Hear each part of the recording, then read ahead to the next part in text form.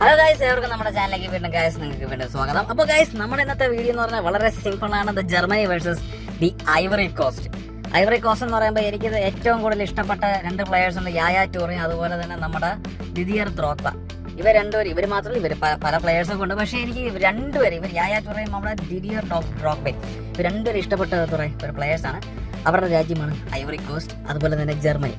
അപ്പോൾ നമ്മൾ ഇന്നത്തെ മാച്ച് നോക്കിക്കഴിഞ്ഞു കഴിഞ്ഞാൽ ഉടനെ നോക്കിക്കഴിഞ്ഞാൽ ഐവറി കോസ്റ്റ് ശരിക്കും പറഞ്ഞാൽ ഇന്നലെ എന്താ പറയുക, ജർമ്മനി നല്ലപോലെ പിടിച്ച് കെട്ടി. ജർമ്മനി ഒരു 7 ഗോൾ അടിക്കും, നമ്മൾ ജർമ്മനി 7 ഗോളൊക്കെ അടിക്കുന്നുള്ളൊരു പേടിയൊന്നും ഇല്ലാതെ, ഇവർ ഭയമില്ലാതെ എന്താ പറയുക ഐവറി കോസ്റ്റ് മാക്സിമം എന്താ പറയുക ഫസ്റ്റ് ഗോൾ തന്നെ അടിച്ച് അത് കഴിഞ്ഞിട്ടാണ് എന്താ പറയുക നമ്മുടെ ജർമ്മനി ഗോൾ അടിക്കുന്നത്. പക്ഷെ പിടിച്ച് കെട്ടിയവരെ ഒന്ന് വിറപ്പിച്ചിട്ട് തന്നെയാണ് പോയത്.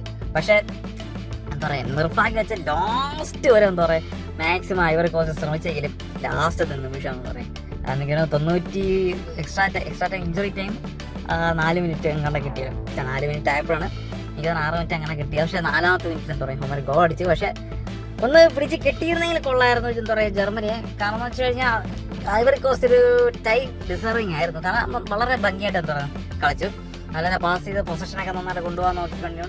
പക്ഷെ എന്തായിരുന്നാലും അറ്റ് ഫൈനൽ മൊമെന്റ് എന്താ പറയുക പാവം അവർക്ക് കിട്ടിയില്ല.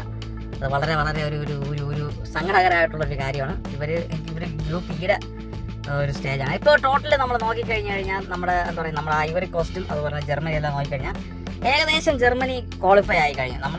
നമ്മുടെ റൗണ്ട് വന്നപ്പോഴത്തേക്കും കുറേ പേരൊക്കെ എന്താ പറയുക ഇച്ചിരി ഡേഞ്ചർ സോണിലായിരുന്നെങ്കിൽ നമ്മുടെ റൗണ്ട് 2 കഴിഞ്ഞപ്പോഴേക്കും ഏകദേശം പലരുടെയും എന്താ പറയുക അവസ്ഥയൊക്കെ ഇപ്പോൾ വളരെ മോശമായിട്ട് പോയിക്കൊണ്ടിരിക്കുകയാണ്. അതിൽ ജർമ്മനി സേഫ് ആയിട്ടുണ്ട്, പ്രശ്നമില്ല. ഐവറി കോസ്റ്റും ഏകദേശം എന്താ പറയുക ഉറപ്പിച്ച മട്ടിലാണ്. അടുത്ത ഒരു കളി എന്താ പറയുക ഒരു ടൈ അല്ലെങ്കിൽ ഒരു ജയം മാത്രം മതി എന്താ പറയുക ഐവറി കോസ്റ്റ് കയറാൻ. ജർമ്മനി ജയം ഉറപ്പിച്ചു കഴിഞ്ഞു, അതിനി ഒരു സംശയം വേണ്ട. ജർമ്മനി ഇസ് ഗോയിങ് ടു എന്താ പറയുക അടുത്ത റൗണ്ടിലേക്ക് പോവുകയാണ്. പിന്നെ ഇക്വഡോറും ഇക്വഡോർ ശരിക്കും പറഞ്ഞാൽ അവർ രണ്ടുപേരും എന്താ പറയുക തയ്യാക്കി കളഞ്ഞു. കുറസാവ് ജർമ്മനിയിൽ നിന്ന് നല്ല അടി വാങ്ങിയാലും കുറസാവ് ഇത്തവണ അവരെ പിടിച്ച് കെട്ടി കളഞ്ഞു.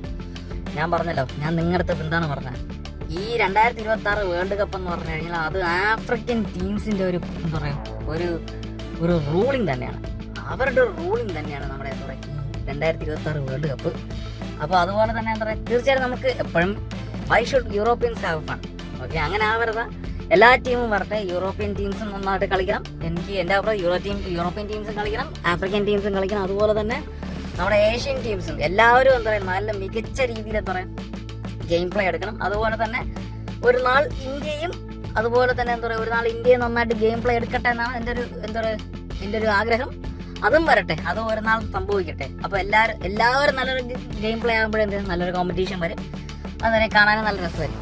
അപ്പോൾ എന്തായിരുന്നാലും ഇന്നലത്തെ കളി ജർമ്മനി ഐവറി കോസ്റ്റ് എന്താ പറയുക മികച്ച രീതിയിൽ ഐവറി കോസ്റ്റ് കളിച്ചു. പക്ഷേ നിർഭാഗ്യം വെച്ചാൽ എന്താ പറയുക അവർക്ക് ജയിക്കാനായില്ല. ജർമ്മനി ലാസ്റ്റ് നിമിഷം കൊണ്ടുവന്ന് അവരുടെ നെഞ്ചത്ത് തുള അടിക്കും പോലെ എന്താ പറയുക ഒരു ബുള്ളറ്റ് അടിച്ച് കയറ്റും പോലെ പാവങ്ങളെ എന്താ പറയുക തോപ്പിച്ചു കളഞ്ഞു.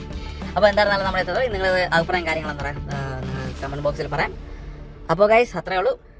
ശുഭദിനം ഗൈസ്, ശുഭദിനം.